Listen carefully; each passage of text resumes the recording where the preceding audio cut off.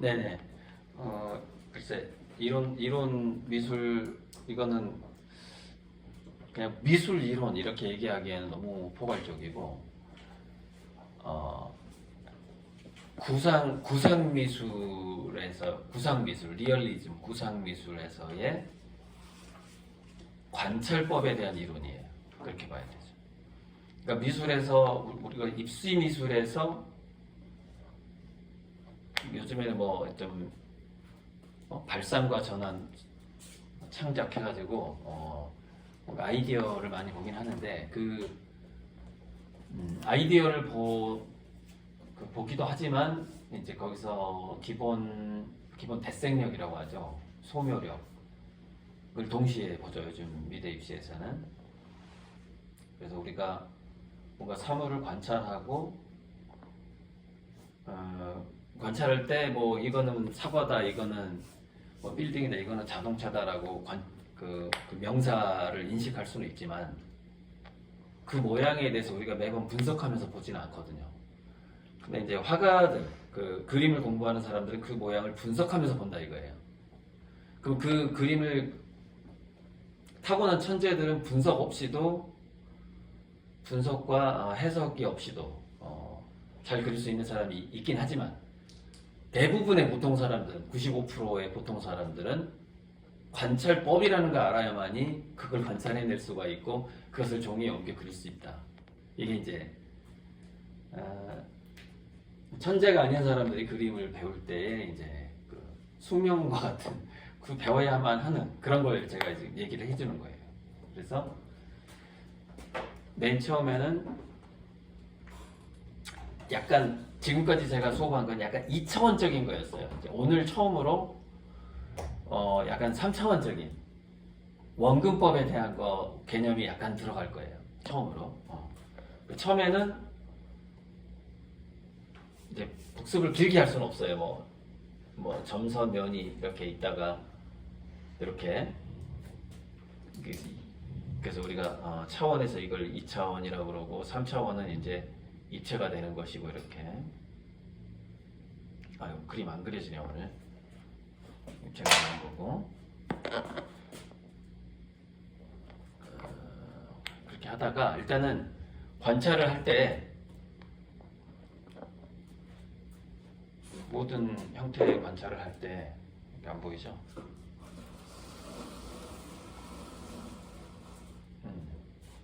오늘 좀 컴팩트하게 해야 되겠네.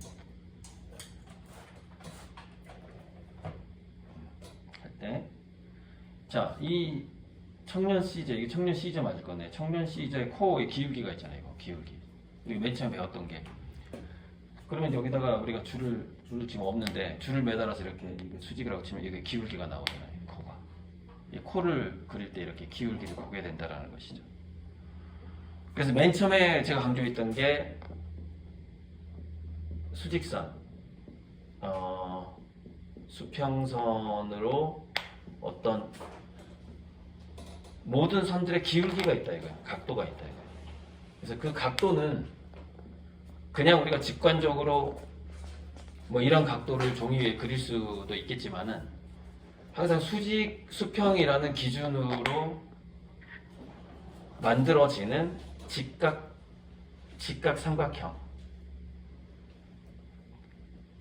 삼각형의 이 모양을 유심히 봄으로써 좀 더 정확하게 그 기울기를 파악할 수 있다. 이것이 첫 번째 수업이었어요. 자, 그런데 세상에 그렇게 단순한 모양만 있는 게 아니기 때문에 두 번째 이제 그걸 가져왔죠. 정물 중에서 이거.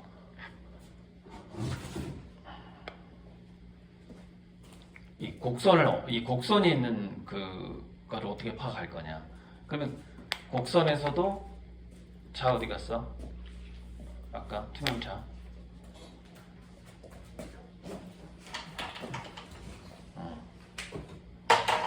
자, 이게 두 번째 시간 복습인 거예요. 그러니까 여기서 첫 번째 시간에 굉장히 중요했던 게 수직선과 수평선이, 그러니까 이게 이제 초등학교 3학년 이상이 아니면 이해가 안 돼요, 이게. 그래서 최하 여학생 초등학교 3학년 이 정도 보는 거고, 남학생은 초등학교 4학년 정도.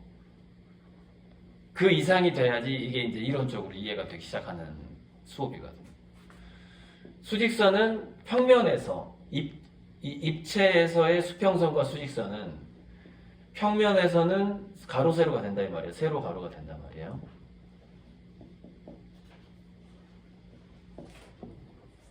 유튜브에도 가로 세로 연구소가 생각나네 갑자기. 세로 가로가 된다 이 말이에요. 그래서 우리가 화가들이 이젤에다가 입시생들이 이젤에다가 이렇게 비스듬하게 종이를 놓고 그리는 이유는 자기 시각에서 위에 아래 거리를 비례로 맞춤으로써 그 공간에 있는 형태를 평면으로 옮길 때 형태가 왜곡되지 않도록 하기 위해서 이젤을 쓰는 거예요. 자, 그래서 곡선을 그릴 때 이제는 이 곡선을 그릴 때는 수직 수평에서의 이 각도를 이렇게 비교를 해줘야 되는 거죠. 면밀하게 이렇게, 그죠? 각도를. 그리고 저번에 그 중심선 기울기라는 얘기를 했어요. 제가 중심선 기울기. 모든 생명체는 좌우대칭이기 때문에 중심선이라는 게 있다. 그래서 이게 좀 바닥에 놓으면 좀 삐딱할 수가 있어요. 특히 꽃 같은 거, 정물화 그릴 때 사과 이렇게 수직선으로 딱 서 있는 거의 사과 드물어요. 사과 딱 놓으면은 한쪽으로 딱 기웁니다. 그래서 그 사과를 그릴 때 중심선 기울기. 물론 사과를 반드시 그린다고 해서 누가 알아볼 수는 없어요. 근데 저기 자꾸 띡띡 소리가 나네. 제가 스피커에서. 아무튼 그래서 이런 걸 그릴 때 두 번째 제가 중심선 기울기가 있고 중심선에서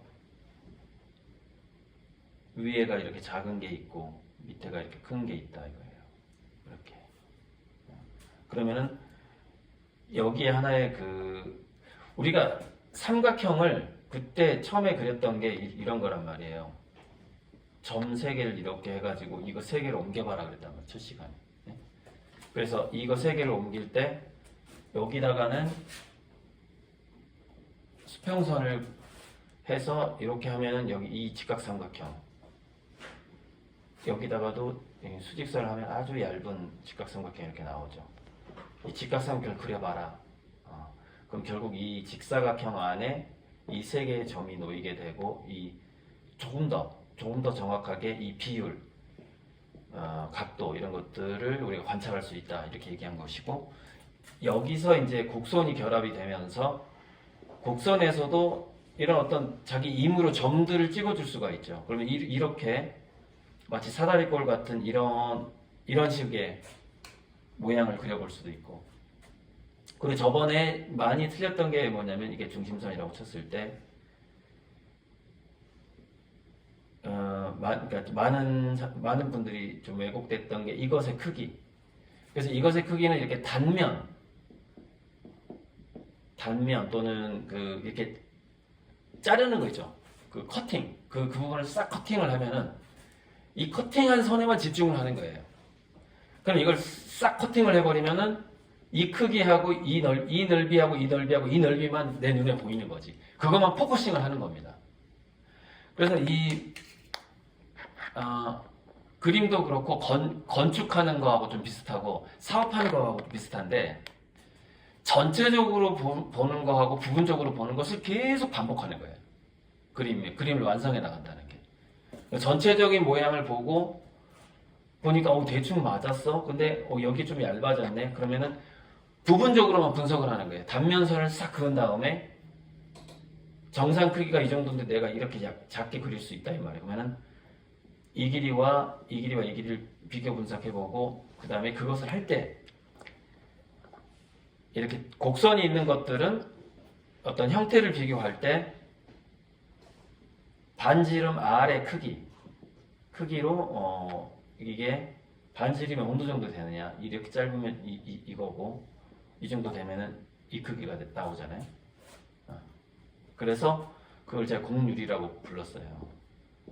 그래서 공률이 운영자로 이렇게,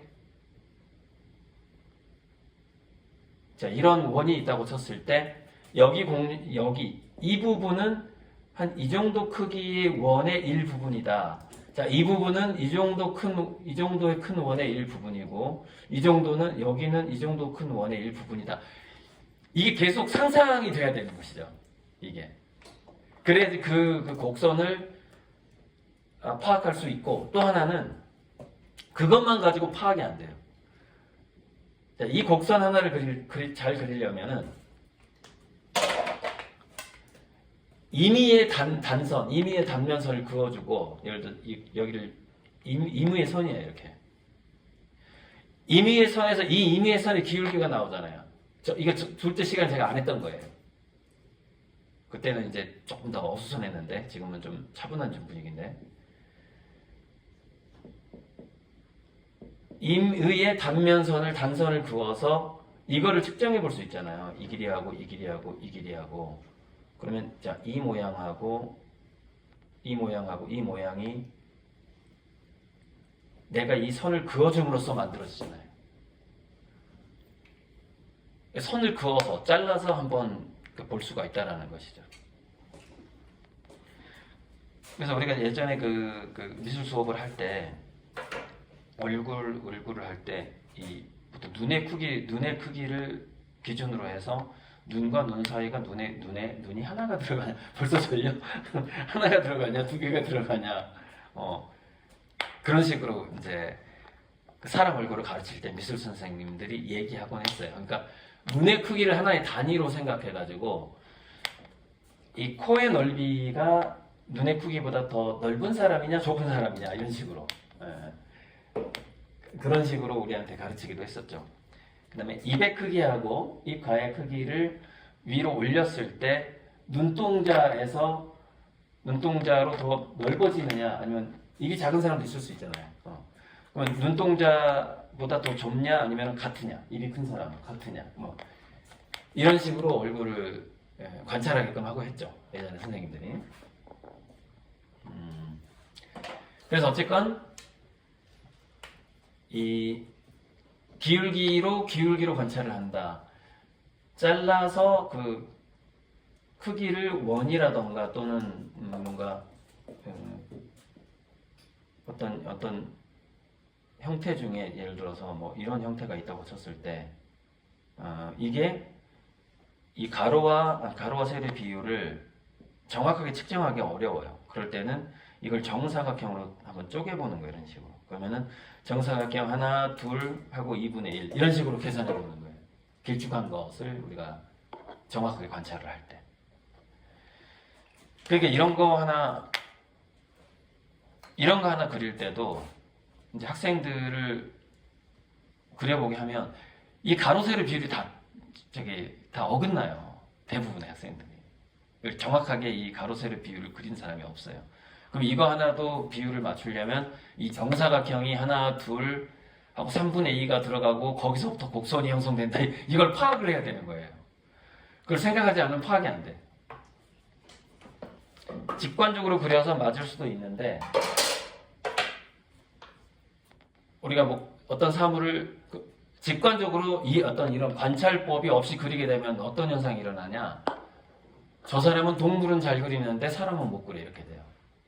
저 사람은 기물은 잘 그리는데 건물은 못 그려요. 그게 직관적으로 그림을 그리는 사람이에요.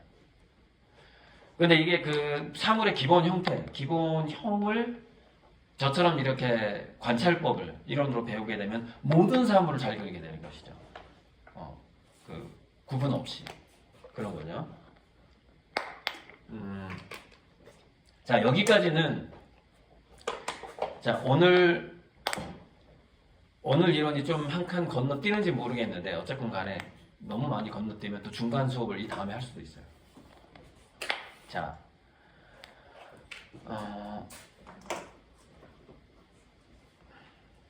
그걸로 할까요? 눈높이. 자, 이거 이제 지우고, 아이고, 잘 안 지워지는데 여기까지만 지우고, 중학교에 딱 가면은 이렇게 꽃병이나 컵 그리기를 시켜요. 미술 선생님들이 시키는데, 그래서 이렇게 테이블이 이렇게 있으면은 머그컵 같은 걸 이렇게 시킨단 말이죠. 근데 보통 이제 초보자들이 이렇게 좀 많이 그리거든요. 이렇게 해서 여기를 많이 봐요, 미술 선생님들이. 바닥 모양을.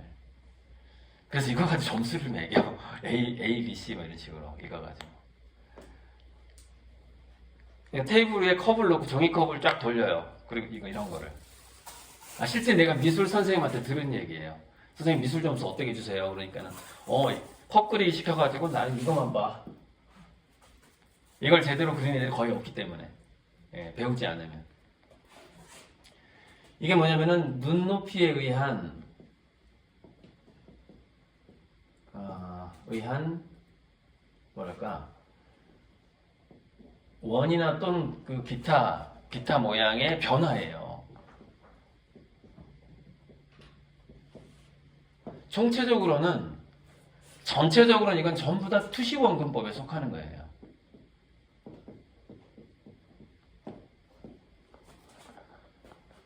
지금 이제 제가 수업하다 보면 생각날지 모르겠는데, 그 책에는 이렇게 나와요.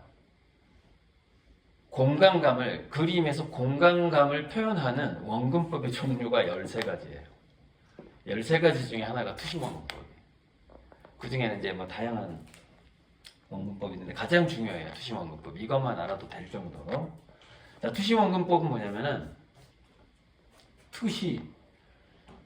투자가 던질 투자자인데 내 눈으로부터 내 눈에 들어오는 빛의 그 각도, 그 얘기. 예전에 왜 던질 투자를 썼냐면은, 그러면 우리 카메라 사진 찍을 때 왜 샷이라 그래요? 총 쏘는 걸 샷이라고 하잖아요. 총 쏘는 걸. 근데 예전에 아주 한 500년인가 광학이 발전하는 과정에서 500년인가 한 1000년인가 800년인가를 사람들이 눈에서 레이저가 나가서 사물을 본다라고 알고 있던 때가 있었어요. 그래서 사물을 보는 것이 내가 뭔가를 눈에서 쏘는 것이다, 던지는 것이다 라고 생각했던 적이 있었어요. 그래서 투시법이라고 하는지 모르겠어요. 왜 던질 투를 쏘는지. 그러니까 뭐 사진 찍을 때 샷이라고 그러고 꼭 총 쏘는 거 하고 그러고. 그런데 아무튼 투시라고 한다. 시각을 던지는 거예요. 내가 이 바라봄을 던진다는 뜻이에요, 투시는. 근데 던지는데 빛은 직선으로 이동을 하니까 일단은 아주 거대한 블랙홀을 지나는 아인슈타인의 빛 이런 거 말고 우리가 일상에서 보는 거는 직선으로 이동을 하니까. 자, 그래서 지금 한번 바로 실험을 해볼 수가 있는데,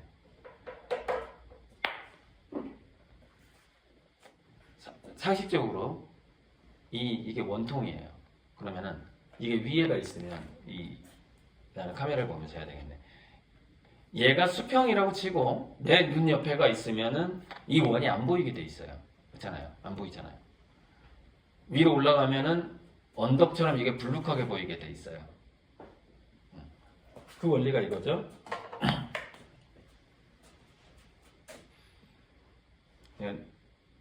수업을 할 때 눈을 많이 그리는데 눈높이가 그만큼 중요하죠.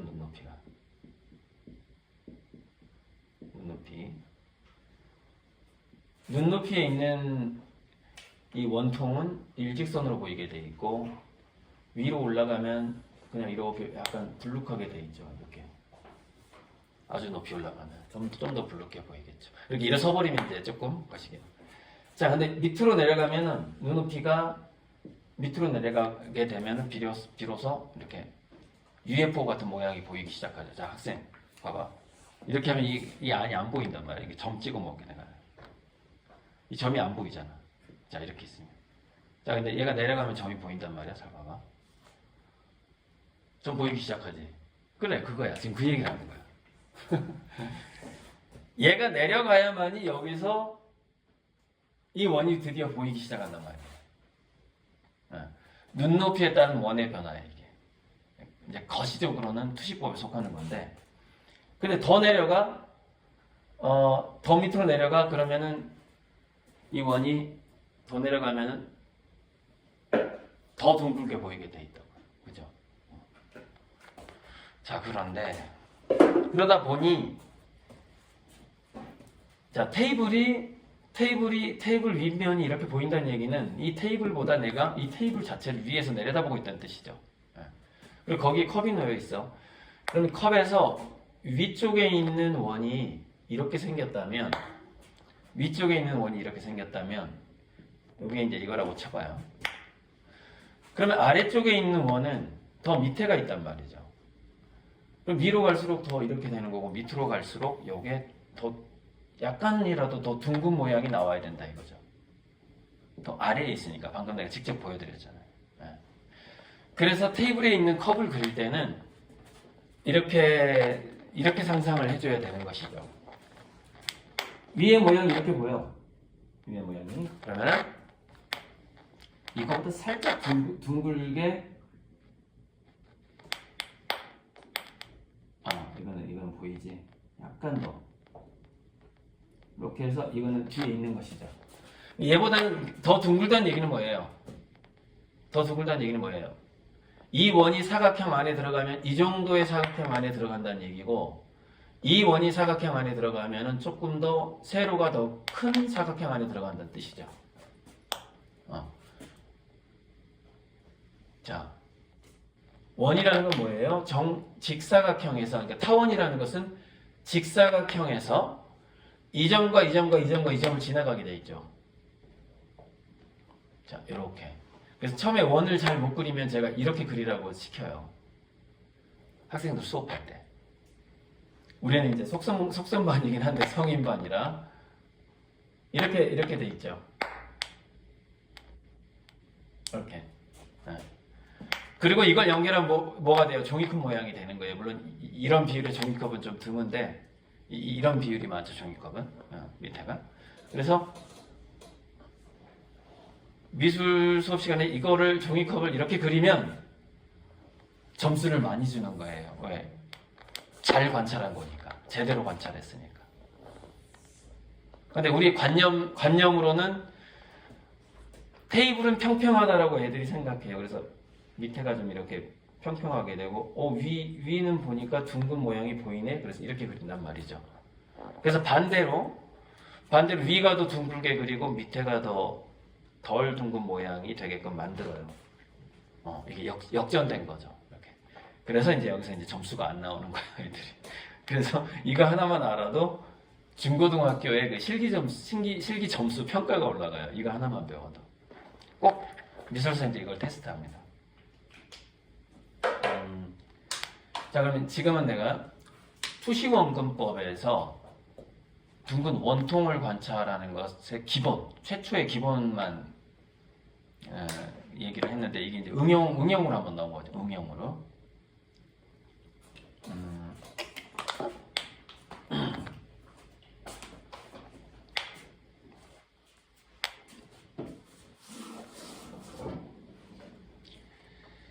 자, 응용.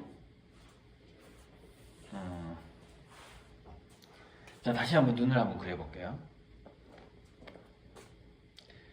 관찰자의 눈이 이렇게 있는데,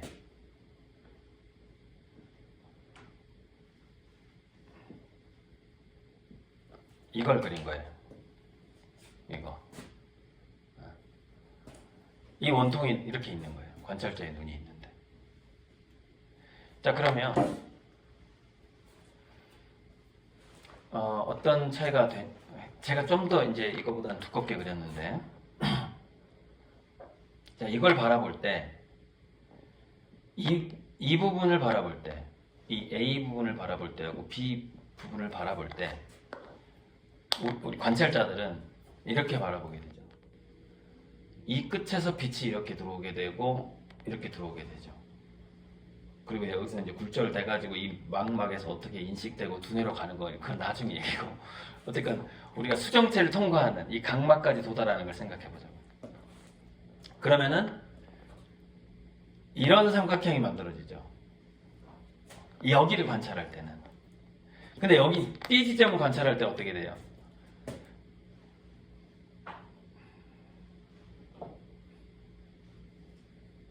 자, 이렇게 길쭉한 삼각형이 만들어지죠. 그러면은 여기서 큰 차이점이 하나 생기는 게 뭐냐? 보세요. 각도가 다르잖아요. 자, B 지점을 관찰할 때는 각도가 이렇게 나오잖아요. 그러니까 이렇게 뾰족하게 나오잖아요. 이렇게 각도가. 자, A 지점을 관찰할 때 각도가 이거잖아요. 이거보다는 이 각도보다는 좀 더 두껍게 나오죠. 살짝 과장을 하자면 이렇게 나오죠. 그건 보이잖아요. 그죠? 선을 그어보니까 보이잖아. 자, 좀 더 분명하게 보이게 하기 위해서 제가 사각형을 다시 한번. 자, 이 사각형을 이걸 관찰한다고 쳐봐요.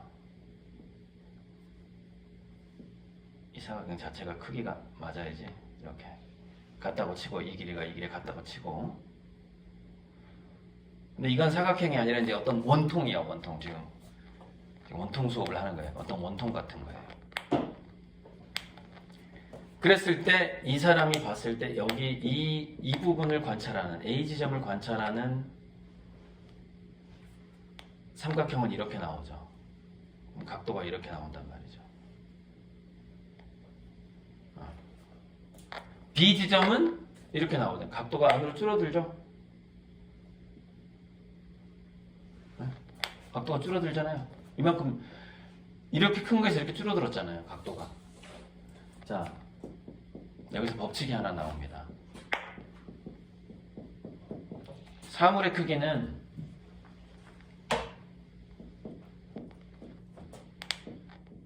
망막에 맺히는 면적이다. 우리가 사물을 관찰할 때. 자, 망막에 맺히는 면적이라는 게 무슨 의미냐면은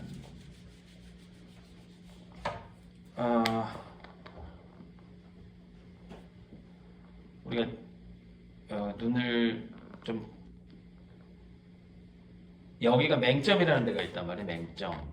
그리고 막 근육이 있고 수정체가 있고 각막이 이렇게 있고 그래요. 수정체, 근육이 이 수정체를 컨트롤하는 근육을 우리는 홍채라고 불러요. 제가 그림을 그리는 거. 무지개 홍자, 부채할 때 채자. 실제로 이제 전 세계인들을 보면 무지개 빛깔이 되게 홍채가 색깔이 다양하니까. 그래서 이 안에를 동공인데 보통 이 빛이 이렇게 들어와서 저는 이렇게 그냥 표현을 해요. 이렇게 굴절을 한번 해요. 카메라처럼 이렇게 굴절을 한단 말이죠. 그래서 여기가 망막이고 망막의 중심부를 저거 지직거리네. 황반이라 그래요. 황반이라고 불러서 여기가 좀 더 예민해요. 우리 그 시각 중심부를 예민하게 감지하도록 돼 있어요. 잠깐만, 뭔가가 접촉 불량인가? 자, 그래서 자, 사물의 크기는 왜 망막에 맺히는 면적이냐면 똑같은 이 길이와 이 길이가 객관적으로는 똑같은 뭐 한 10cm짜리인데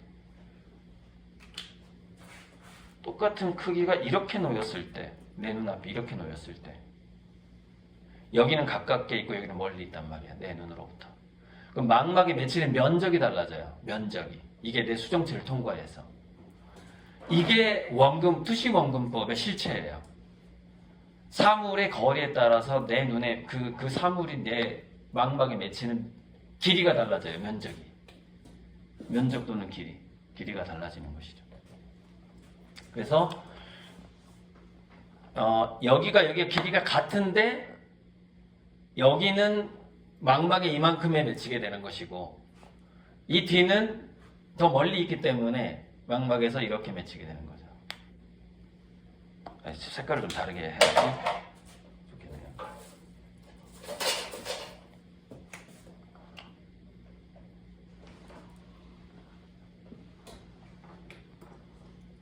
이만큼 맺히게 되는 거죠. 자, 얘는 똑같은 사물이었는데 앞쪽에 있는 건 이만큼 맺히게 되는 거고 이만큼 크게 보이는 거고 우리 두뇌가 인식을 할 때 뒤쪽에 있는 것은 똑같은 크기지만 이만큼 맺힌다 이 말이에요. 그래서 자, 거의 다 왔어요. 이게 원근법의 핵심이란 말이에요. 눈에 맺히는 면적이 달라진다. 괜찮아. 얘들은 3학년 때 한 번 듣고 4학년 때 한 번 듣고 또 6학년 때 한 번 듣고 그러는 거예요. 오늘 다 못 배워 애들은. 집중해 이렇게 하지 마. 이거는 스쳐 지나가야 돼. 스쳐 지나가야 되는 거야. 뭐 예고편. 이제 엄마들은 욕심이 있어. 이거 한 번 듣고는 완전히 너는 깨달아 버려야 돼. 막 이런 거야. 욕심이 있어. 그래가지고 막 그러다가 새벽 2시에도 공부해야 이렇게 된단 말이에요. 근데 그러면 안 돼. 자, 그냥 스쳐 지나가도 돼. 이게요, 두뇌에 다 쌓여요. 그래가지고 어렸을 때 누가 했던 이야기, 그러니까 4살 때 동네 할아버지가 했던 이야기 있잖아요. 그걸 40세에 깨닫기도 해요. 정말이에요. 그때 들었을 때 뭔 얘기인지 모르는데 그 문장은 기억이 나요. 내가 이거 하는 얘기 좀 어려워, 솔직히. 어려운데 나중에 다 기억납니다. 도움이 돼요. 자, 그래서 방금 제가 그렸던 그 현상 때문에 우리가 이제 뭐가 나와요? 그러니까 미술 교과서에 그 유명한 우리가 그 사라지는 점, 그걸 소실점이라 그래요. 멀어져 사라지는 점. 그래서 이 소실점에 그래서 철도를 그리면 이렇게 그려요. 그래서 철도를 그릴 때 가면서 촘촘해지지 이렇게. 철도를 그릴 때 잘못 그린 거예요. 여기는 이만큼 넓어야 돼요. 이 간격이 점점 좁아져야 된단 말이에요. 이렇게 좁아져야 된단 말이죠. 멀어지기 때문에, 작아지기 때문에. 그래서 가까이 있는 거는 왜 커 보여? 망막을 많이 차지하니까. 멀어지면서 왜 작아 보여? 내 망막에 걔가 조금만 인식이 되니까 그렇죠. 아주 심플하게. 이게 투시원근법이에요. 그러면 왜 이게 가로수다? 그러면 이게 도로다. 그러면 멀리 있는 나무는 이만하게 보이고 가까이 있는 나무는 더 두껍고 더 크게 보이고, 이게 원래 같은 크기의 나무인데도 우리가 도로를 달릴 때 망막에 멀리 있는 것은 망막에 작게 맺히기 때문이죠. 이게 투시원근법이라는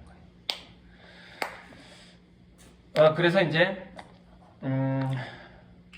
오늘 이거 다음에 한 번 더 복습을 조금 더 이제 교보제를 내가 지금 한번 보여드릴 거예요.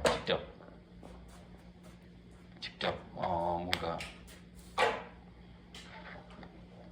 좀 큰 걸로 하는 게 나을 것 같은데.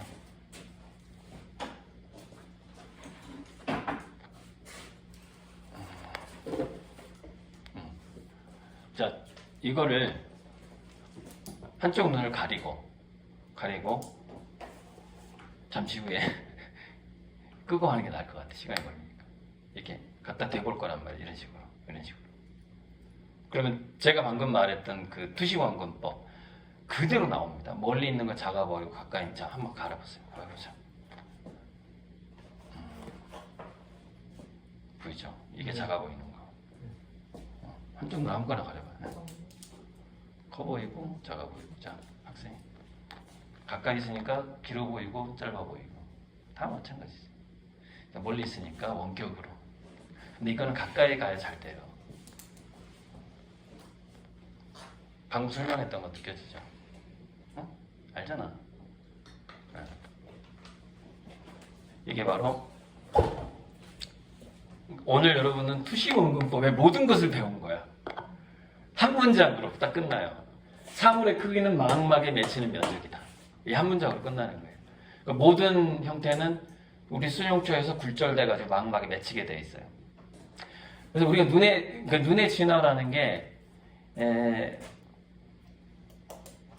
그러니까 우리 포유류의 눈, 그러니까 우리 사람 눈처럼 생긴 이 눈의 그 기능 중에 굉장히 중요한 기능이 굴절이에요.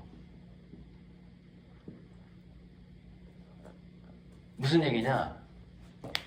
빛이 굴절된 수정체를 통해서 볼록 렌즈를 통해서 굴절되지 않는다면 작은 눈으로 큰 걸 볼 수가 없어요. 과학적으로. 자, 큰 나무가 있어요. 큰 나무가 있는데 여기 수정체에서 굴절이 되게 되면은 이게 수정체예요. 그러면은 자, 이만한 눈으로도 얘를 담을 수가 있어요. 망막이 요만해 얘는. 그쵸? 그래서 우리가 그 카메라 보면은 이렇게 굴절됐을 때는 여기 나무가 이렇게 있으면 촛불로 보통 많이 설명을 하죠. 굴절되면 나무가 거꾸로 보인다 이렇게 얘기하죠. 볼록 렌즈 갖다 내면. 근데 어쨌건 이 나무는 아주 멀리 있지만 이 큰 나무는 아주 멀리 있겠지만 아무리 커도 수정체에서 굴절만 딱 시켜버리면 그 전체의 모습이 우리 망막 안으로 들어오게 되는 거예요. 그래서 넓은 걸 볼 수 있게 되는 거죠. 이게 우리 눈에서 이 수정체가 하는 굉장히 중요한 역할이에요. 이제 그것을 초점이 좀 망막하고 수정체에 이게 초점이 안 맞아서 우리가 안경을 쓰는 거고, 네, 초점 때문에. 그래서 인간의 눈도 이게 다 보이고 소의 눈도 좀 크겠죠. 소의 눈도 다 보이고 뭐 더 큰 애들 공룡의 눈도 보이고 인간의 눈보다 더 작은 애들도 이 전체 나무를 볼 수가 있는 거예요. 볼 수 있는 이유가 뭐예요? 굴절 때문인 거죠. 굴절이 되기 때문에. 그리고 그 굴절이 되기 때문에 투시법이 형성이 되는 거예요. 투시법이 만들어지는 것이고 그 투시법에 의해서 우리가 사물을 관찰하게 되는 것이고 그리고 그 원리에 의해서 그림을 그리게 되는 것이죠. 자, 일단은 기본적인 건 끝난 것 같은데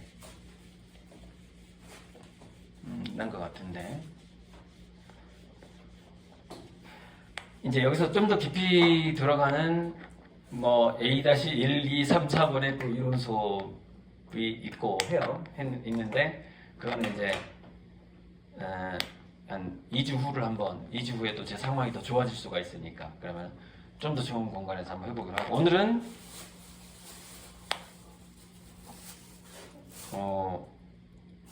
종이컵을 한번 엎어놓고 그릴 건데 그죠? 한번 해봐요. 짧지만 단축 수업이지만 우리가 학생 단축 수업이지만 한번 실습은 해봐야지. 뒤에 2개 좀 갖다 드려 하나씩. 근데 이게 이 종이컵을 아주 쉽게 그리려면 그냥 뭐 아무튼 그려봐요. 위에하고 아래하고 좀 약간 멀리 놓고 앞에 놓고. 근데 학생은 좀 가까울 수밖에 없겠는데 내가 정물대를 하나 갖다 줄게. 책상이 좁아서 한번 해보시고 나중에 이제 그 미대 입시 우리 입시 미술 하는 사람들이 굉장히 중요하게 학습하는 게 있어요. 그거 하고 나서 할까? 케어. 이거를 그려야 되는 거야. 이거를. 그래서 이게 이게 얼마나 어렵냐면은 이게 이제 나중에 학습할 때 이제 나오는데 위에가 이렇게 보이고 밑에는 더 둥글다. 이거 오케이. 이것까지 오케이 했어. 이 밑에를 그릴 때. 그래서 이제 까만 뚜껑이 이렇게 있잖아요. 이 모양이. 그 위에는 조금 더 얇게. 이게 이 모양이잖아요. 대략 너무 길게 그렸다 이거를. 그죠? 이렇게. 대략 이런 모양이란 말이에요. 근데 이게 어려운 게 뭐냐면은 여기다가 CARE를 그려야 되는 거야. 수채화로. 또는 정물 묘사로. 근데 이게 원통이네? 원통이네 이게 또? 그러니까 이게 복잡한 게 이렇게 되는 거예요. CARE가 여기 중심에서 C가 차지하는 각도가 있고 A가 차지하는 각도가 있고 RE 차지하는 각도가 있는데 이게 반드시 써도 어렵지만 이렇게 가면 더 어려워지는 게 이게 C의 영역이에요. 뭐 이런 식으로 돼요. 이게 사실은 위에서 보면 길이가 같아요. 같은데 옆면으로 돌아가기 때문에 이게 짧아 보여요. 이 C의 영역이 A의 영역은 좀 더 커. 그다음에 R의 영역은 좀 더 커. 이렇게 돼. R하고 E는 비슷하겠네. 이렇게 비슷해. 이렇게 해야 되는 거예요. 이게 C의 영역이고 A의 영역이고 R의 영역이고 E의 영역이에요. 이 글씨까지 배운다니까요. 유시미술에는 굉장히 정밀하게 잘해야 돼요. 자, 그럼 어떻게 하느냐? 이거를 또 이제 이렇게 나눠요. 이렇게 칸을 나눠. 이 라인도 이 원에 맞아야 돼. 잘 맞아야 돼. 칸을 나눈단 말이에요. 이렇게 나눈단 말이에요. 그래서 여기다가 글씨를 쓰는데 이렇게 쓰는 거예요.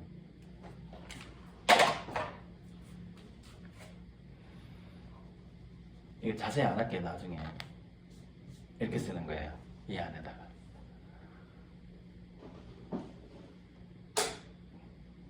이렇게 쓰는 거예요. 이 A에 이게 또 이 라인을 따라가야 돼. 이 라인을 따라가야 돼, 얘가. 네. 그리고 이게 중심이 있어요. 이렇게 하기 때문에 이 지점보다 이 지점이 더 낮아야 돼, A가. 그렇겠죠? 이게 심화학습이 심화학습. 그렇게 될 수밖에 없겠죠. 그 다음에 R이 이렇게 있는 거죠. 이렇게 있는 거죠. R이. 그 다음에 E가 이렇게 있는 거고. 이게 또 이게 공선이야, 곡선. 이가 곡선이야. 이게 아니라니까요. 이게 아니라 이게 곡선으로 간다니까요. 왜냐면 원통 위에 있으니까. 이게 또 입시미술은 굉장히 중요해요.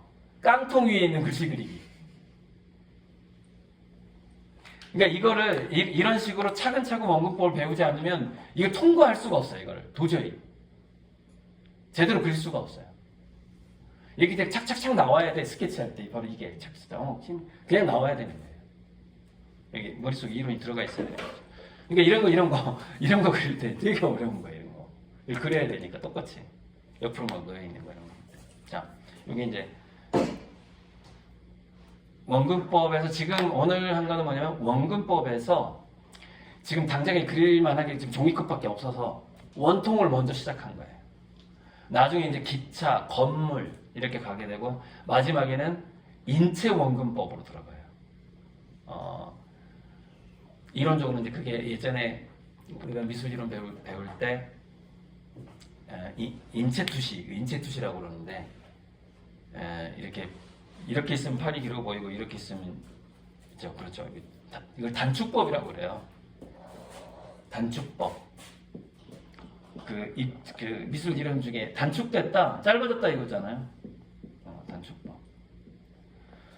원통이 이렇게 쓰면 길어 보이지만 이 원통이 점점 이렇게 되고 다시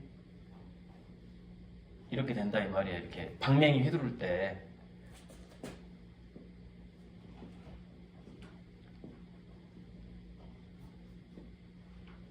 이렇게 이 원통이 이렇게 휘두를 때 이거 지금 제가 그린 게 이거예요. 이걸 그린 거예요 지금. 이걸 그린 거예요 이거를. 네. 이렇게 있다가 이렇게 그 야구공 칠 때 이런 현상이 나타나요. 이렇게. 그래서 만화를 보면 그 야구 선수가 이렇게 휘두르는 거 그릴 때 이렇게 그리는 만화가 있어요 실제로. 만화가들이 딱 그 커트 장면을 이렇게 그리는 만화가 있어. 그럼 이렇게 그려요. 그래서 옆모습일 때는 이게 길어 보이는데 이게 이 앞쪽 면이 이렇게 앞으로 다가오게 되면은 요게 짧아져 보이더라. 그걸 단축법이라고 불러요. 그러니까 이거를 최초로 시도했던 조각가가 화가가 게 아니라 조각가가 있는데 그 조각가가 이름이 브루넬레스키인가 그래요.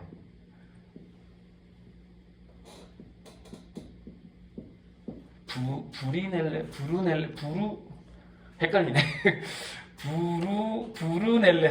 브루넬레스키 같아. 한번 검색해봐봐. 브루넬레스키 나오나. 브루넬레스키 단축법 딱 쳐봐봐. 그러면은 그 사람이 건축물 할 때 부조로 조각했던 게 나와요. 부조, 환조. 실제 사람을 조각을 한다고는 단축법이 필요가 없겠죠. 근데 부조라고. 그러니까 브루넬레스키. 이렇게 동전에 있는 이순신 장군 그게 부조잖아요.